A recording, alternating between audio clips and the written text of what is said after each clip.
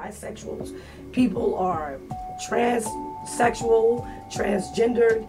It's just endless. And I think that's a part of the sexual revolution and explosion that is happening all around us.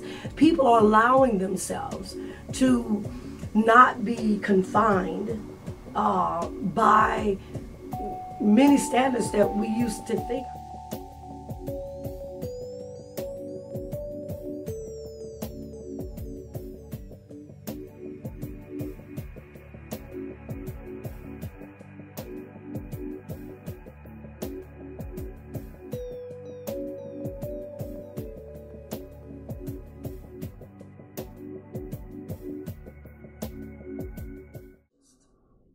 I have 20 plus years of experience in working with sexual issues and concerns.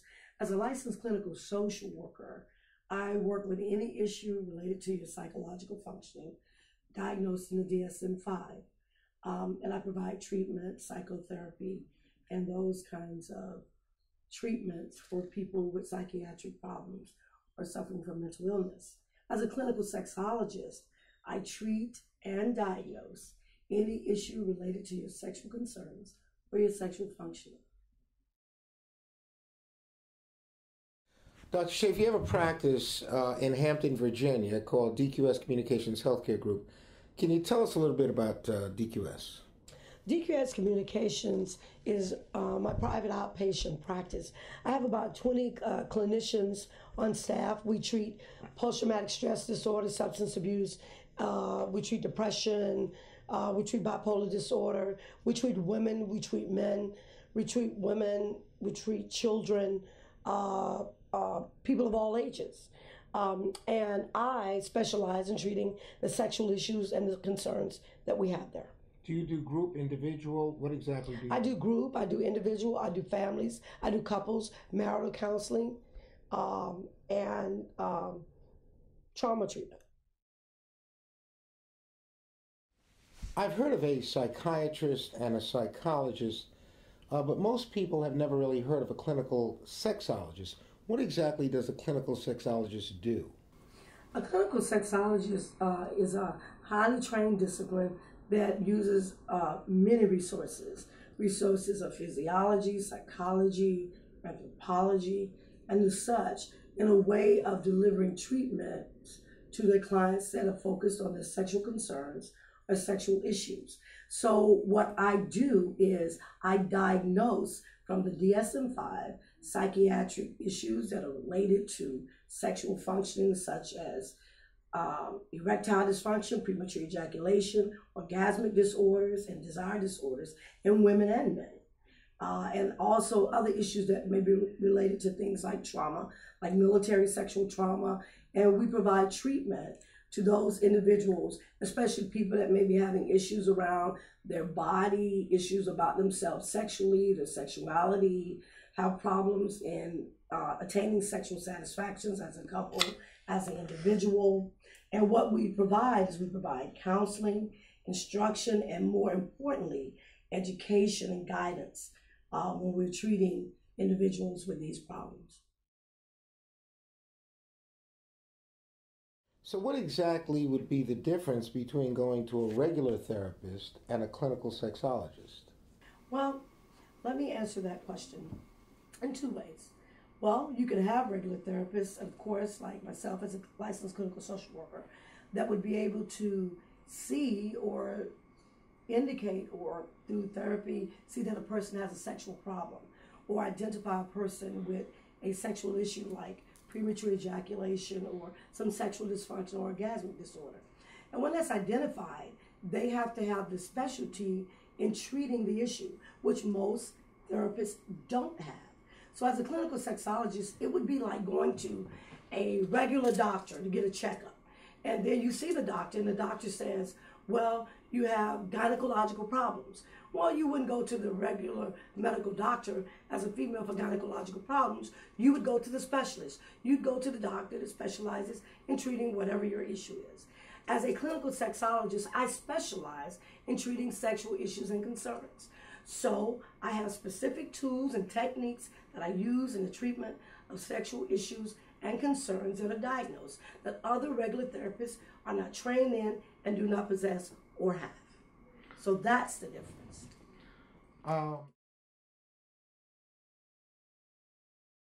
You have many, many patients here at DQS Communications Healthcare Group. Do you find that a lot of the patients that come in and speak to you about their problems refer their sexual issues back to their childhood, or issues or concerns or abuse that might have occurred during that time period? Absolutely. You know, that's one of the most important things most people also don't understand. Many of the issues that people have reference their sexuality, whether it's performance, whether it's how they experience themselves or see themselves, are based on things that they learn more than likely in their childhood. Many people have been sexually abused as children.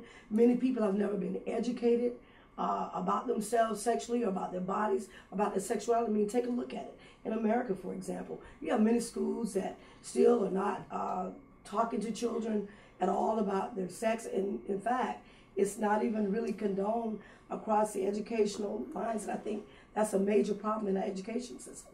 So we spend a lot of time as sexologists educating people about even their genitalia. Some people don't even understand how their body function. They don't understand things like the sexual response, or what's normal, what's not normal. And many people are operating out of myths and stereotypes about things that are not even true about themselves or their bodies. And then there are a lot of people that have shame and doubt and guilt about themselves sexually. So a lot of the things we treat in adults and adolescents and the elderly are things that they learned as children that simply just are not true. When you come across a couple that's been, a couple comes in to see you, for example, and you find out that they've been sexually abused in their childhood, and that the issues that they're currently having as adults is related to that. How do you handle that therapeutic process? Yes, pretty much what happens is, you know, whenever you're talking to a person who's been sexually abused as a child, whether it's a woman or a man, the issue, if it even comes up in therapy, is going to be something that you're going to want to address. And when you're addressing that, you got to address the impact that that's had on them.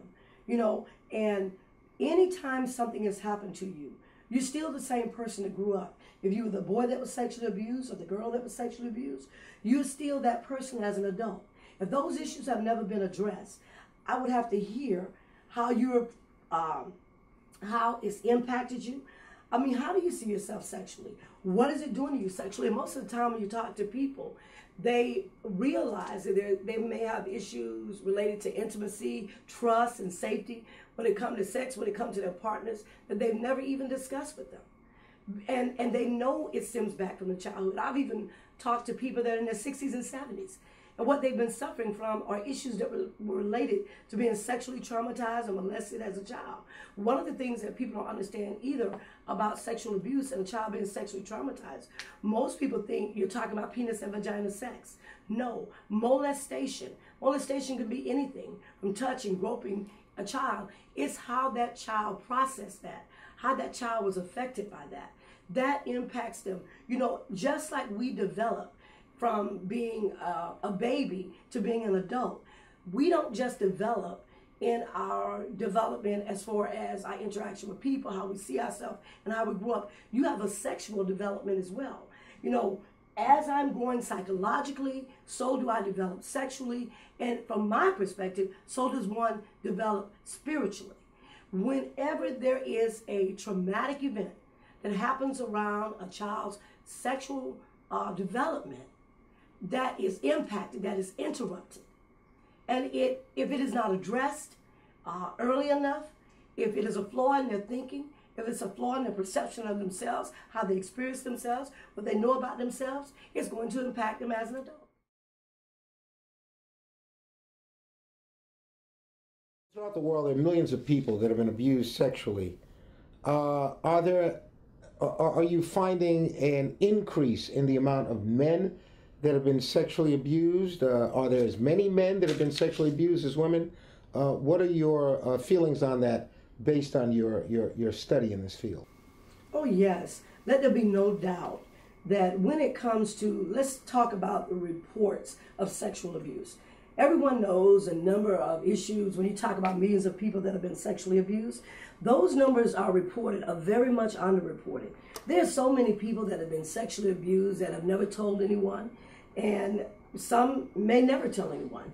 And there are just as many men as there are women. You can look around in our society and just see, as I said, there's a sexual revolution going on right in front of you.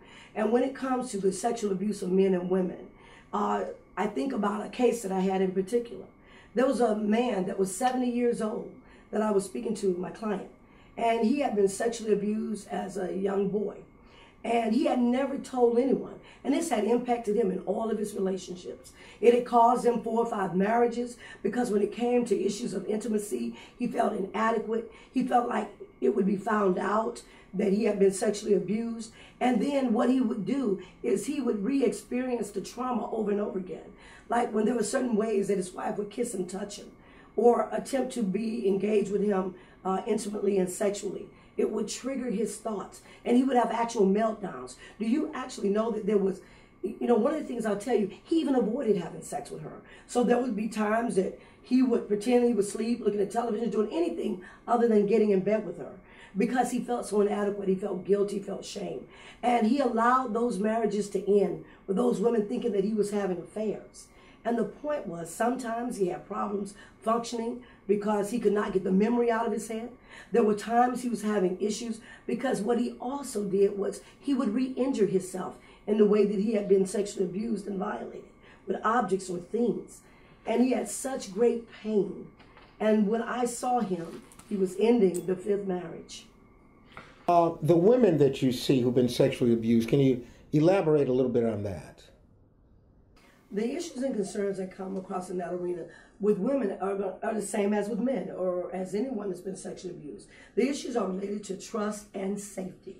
Trust, meaning that most of the women that have been sexually abused are just like with the men, have been abused or violated by people that they knew that were in different roles, mothers, fathers, brothers, uncles, relatives, someone that they trusted the child with. And what happened is, when a person is sexually abused, whatever the role is that that person has in their life, whether it's their mother, their father, a family member, a friend, whoever, those people abandon that role and they violate that child.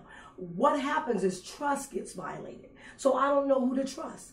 I don't know who I can be myself with. And if I got abused as an adult or I got violated, then that must have been that I've been in some kind of an environment where I was trusting that environment. And then you got to understand that when a person is sexually abused, especially when they're touched, that is sexual violence acted out on their body, especially if it engages sex of penis and vagina kind. So on my body, someone has did what they wanted to do. I had no control over what they did. And then my safety is threatened in all areas. Anytime I'm anywhere where I either experience or see or recognize in an environment that may look like it, sound like it, or remind me of it, once again, I re-experience that heightened anxiety and fear that was around that initial experience of abuse or that violation. Do you feel that homosexuality and lesbianism is related in any way to sexual abuse? When it comes to many of the lesbians, and I have to talk about my clinical practice, many individuals that I've seen that are lesbians do report being sexually abused as children or in their lifetime. They report sexual abuse. And it's the same thing for men that are homosexual.